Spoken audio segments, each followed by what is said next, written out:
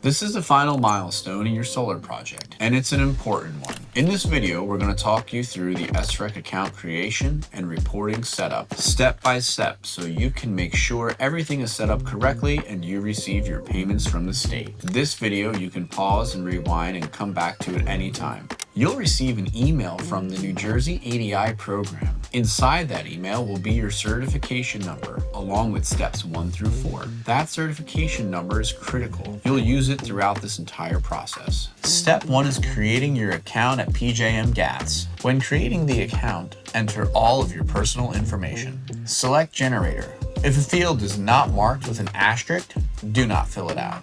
Once you submit that form, you will receive an email. Click the activation link in that email. This step typically takes 2 to 5 business days for approval. Once step 1 is approved, you'll move on to step 2, creating your generator inside the PJM GATS portal. Log into PJM GATS. Go to Assets, select Generators, and create a generator.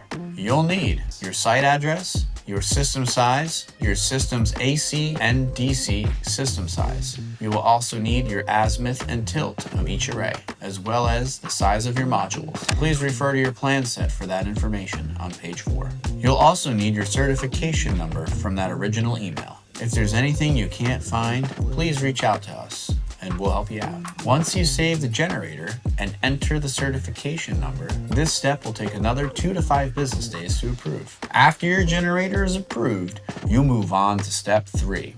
Registering with the New Jersey Incentives website. For this step, you'll need your certification number, your generator ID from step 2, your checking account number for direct deposit. Once submitted, this step usually takes about 2 weeks for the state's approval. Once all prior steps are approved, you'll move on to step 4, reporting your solar energy site production. Here's how. Log into PJM GATS. Go to Assets, select Generation, click Enter Generation. You'll enter the date you're reporting, the total lifetime kilowatt hours produced.